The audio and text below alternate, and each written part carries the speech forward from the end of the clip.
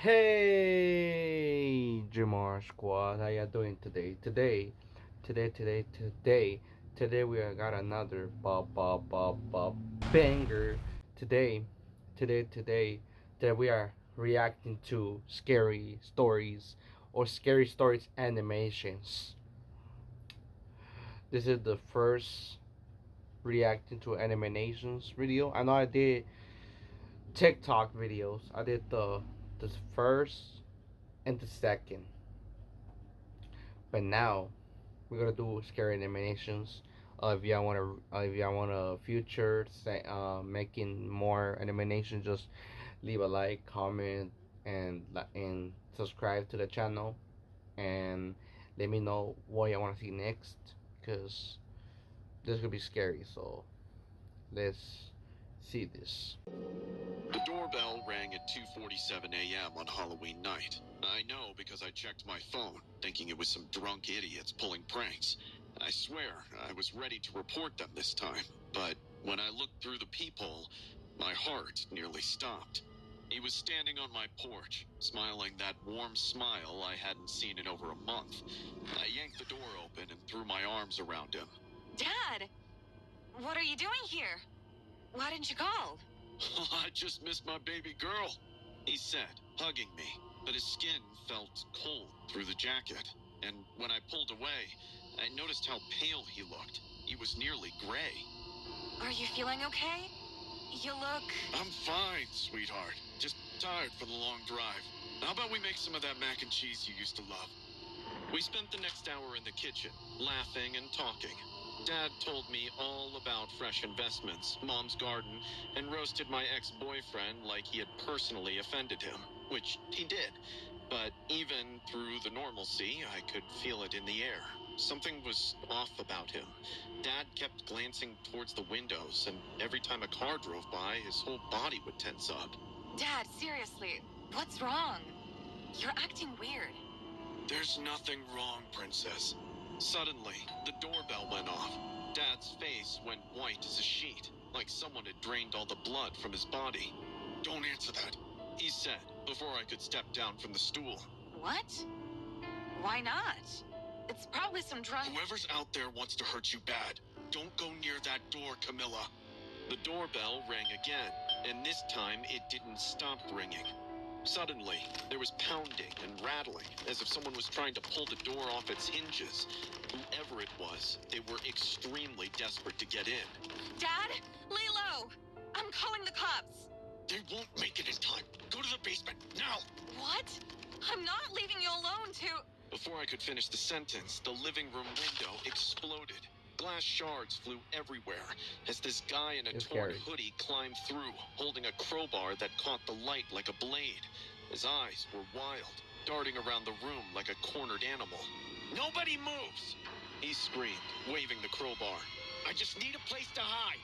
Before I could react, Dad grabbed my arm and shoved me toward the basement door. His grip was impossibly strong, stronger than I even remembered. Go hide!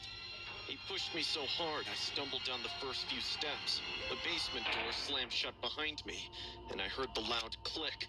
Dad! Dad!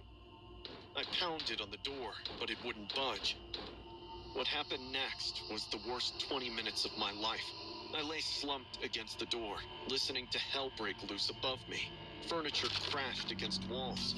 Glass shattered. I could hear Dad shouting, then the intruder screaming back. My whole body was shaking. All I could think about was that crowbar in the guy's hand and my dad up there alone. Dad was 52, had a bad back from years of construction work, and this maniac looked young and desperate. What if he killed him? What if I were listening to my father die and couldn't do anything to help? Please, God. Please don't let him hurt my dad. I whispered over and over, tears streaming down my face. The sounds got worse. There were even more crashes, something that sounded like a body hitting the wall. I pressed my hands over my ears, but I could still hear everything. Then came that ear-piercing shriek that made my blood freeze. It didn't sound human, or like an animal being slaughtered. It went on forever before cutting off into dead silence. I don't know how long I sat there in the dark, shaking and crying before I heard sirens. The police had to break down the basement door because somehow it had gotten jammed. Are you hurt? The first cop asked, helping me up the stairs. Outside, the living room looked like a war zone. Furniture was overturned. There was glass everywhere and blood splattered on the walls. They found the intruder curled up in the corner, rocking back and forth and babbling about fiery spirit. He broke into the gas station down the street first, one of the officers explained. Then came here looking for somewhere to hide. Lucky you were smart enough to hide in the basement. Probably saved your life. Dad! Where's my dad? Where is he? I sobbed. The cops looked confused. Your dad? Ma'am, there's no one else here. But he was here. We were talking in the kitchen when that guy broke in. Ma'am, we've searched the whole house. You're the only one here. That's when my phone rang. It was Mom. Camilla, we've been trying to call you. Your father. He had a heart attack at work tonight. He's gone, baby. He died at 1:30. The phone slipped from my hands, clattering on the floor. 1:30 a.m., an hour and 17 minutes before he'd shown up at my door. The cops were staring at me now, probably thinking I was in shock. One of them picked up my phone and handed it back to me. Your mother wants to talk to you, he said gently. I looked around the destroyed living room, at the blood on the walls, at the intruder still muttering about seeing a dead man. He came to protect me. I gulped. Even in death, Dad had kept his promise to always be there when I needed him. The intruder was still raving about the ghost he'd seen, about how the old man had appeared out of nowhere with eyes that looked right through him. The cops thought he was having a psychotic break, but I knew better. Dad had come home one last time to save me. Dads will do anything for their kids, and not even God can intervene. Oh, it's scary. Scary. Wow, cannot believe that happened to that girl. Cannot believe it. That's crazy. That's really crazy. Wow, I never thought that the father rest in peace, but that's the ghost of that dad. That's crazy. Well, we already see this one. Now to watch story 2. I was 15, visiting my grandparents for the week before Halloween in Granger Hollow. It was this small town in the middle of nowhere, but my cousin Evan acted like he knew the place like the back of his hand, and had been hyping up this harvest fair all week. On Halloween night, we walked to the fairgrounds on the edge of town. The place was lit up with flickering torches and strings of orange lights. It cast everything in this eerie glow. The air was thick with smoke from bonfires and the smell of hay and spiced cider. I have to admit, the atmosphere was pretty sick. There were booths selling weird trinkets, hay rides through fake graveyards, and people in the most insane costumes I'd ever seen. Evan immediately ditched me to hit on some girls dressed as Disney princesses while I wandered around by myself, checking out the games and stuff. That's when I felt a tap on my shoulder. I turned around and nearly jumped out of my skin. Standing behind me was this clown straight out of a nightmare. His costume was faded and patchy, like it had been rotting in someone's basement for decades. The makeup was thick and cracked, with this painted-on smile that was way too wide, while his eyes were these pale blue things that seemed to track the number of times I blinked. He was holding out a piece of candy, some kind of corn syrup thing wrapped in clear plastic, but the wrapper was covered in cat hair and dust, like he'd pulled it out of a garbage can. "Want some candy, kiddo?" he offered, grinning. I looked at the nasty candy and then back at his face. The vibe around him made my skin crawl. "No thanks," I said, backing away. He didn't say anything else, just stood there holding out that gross candy as I turned and walked away as fast as I could. I found Evan by the haunted house. He was still trying to impress those princess girls. "Dude, there's this really creepy clown over by the games. Like, seriously messed up. A clown? That's probably just Friendo. One of the girls giggled. He's like the town legend or whatever.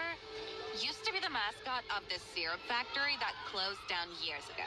He's harmless, bro, Evan said, not even looking at me. Just some old weirdo in a costume. But as we moved through the fair, I kept seeing him in my peripheral vision. He was behind the apple bobbing booth 1 second, and next, I spotted him standing next to the hayride or lurking by the bonfire. Every time I looked directly at him, he'd vanish. But each time I tell Evan, he'd just laugh and shrug. There! I grabbed Evan's arm and pointed. See? By the corn maze entrance. He's giving me the creeps, Evan. Evan followed my finger and saw Friendo standing there, still as a statue, staring right at us. All right, guess you're my cousin. Evan scoffed as he picked up a rock from the ground. Hey, Friendo! Catch! He hurled it at the clown. I watched it smack right into his forehead. Blood immediately started running down his face, mixing with the white makeup. Friendo didn't scream or wince. He didn't even touch the wound. He just stared at us for another few seconds, letting the blood soak his clothes before he walked back into the crowd. Holy shit, Evan. Why did you do that? Relax, he'll be fine. But I couldn't shake the feeling that we just made a huge mistake. By midnight, the fair was winding down. Most of the families had gone home, leaving just teenagers and drunk adults stumbling around. Evan finally got bored trying to impress girls, and we decided to head back to my grandma's house. Instead of taking the main road, Evan insisted we cut through the cornfield behind the fairgrounds. Well, I'm watching this. It's faster, he said. The fog had rolled in thick, making it hard to see more than a few feet in any direction. The corn stalks towered over our heads, rustling in the wind. We were maybe halfway through when we heard the laughter, raspy and broken, like someone gargling glass. It echoed through the field from somewhere behind us. Did you hear that? I whispered. Evan stopped walking. Yeah. The laughter came again, closer this time. We turned around, and I saw a shape moving through the fog. He was tall and wrong, shambling towards us between the corn rows. Friendo! I gaped. The blood had dried black on his face, and he was carrying something that glinted in the moonlight. As he got closer, I could see it was an axe. The dark blade was something that definitely wasn't rust. His painted smile seemed even wider now, stretching impossibly across his face. Run, Evan breathed. We bolted through the corn, stalks whipping across our faces as we crashed through row after row. Behind us, Frendo's laughter got louder and more excited. He was enjoying this. I could hear him crashing through the corn behind us, that horrible giggling getting closer. My lungs were burning, and my legs felt like jello, but I kept running. This way! Evan grabbed my arm and yanked me to the right. We burst out of the cornfield and onto the main road, sprinting toward the streetlights of town. I looked back once and saw Friendo standing at the edge of the field, axe hanging at his side. He wasn't following us anymore. He just watched. The fog swirled around him like he was part of it. We ran all the way to my grandparents' house and locked every door and window. Spent the rest of the night huddled in the living room, jumping at every sound. My grandpa found us there in the morning, looking like we'd seen a ghost. When we told him what happened, his face went white. You boys stay away from the Harvest Festival from now on, he said quietly. Some traditions in this town are better left alone. I never found out who Friendo really was or what happened to him after that night, but I know one thing for sure. I'm never spending another Halloween in Granger Hollow. Okay, guys, that was it for today. For now, we're already reacting to 2 eliminations, but next time, probably we're gonna do another one, another scary video of eliminations, or TikTok videos, or funny videos, or reacting to whatever we can to do. But I'm just gonna let you know to leave a like, subscribe, and comment, and let me know what you want to see next video. I will let my friends know what kind of video they want me to react to, and I will let them know so they can send me the scariest videos, the funniest videos, or whatever they can. So, see y'all in the next video. Bartolome Squad.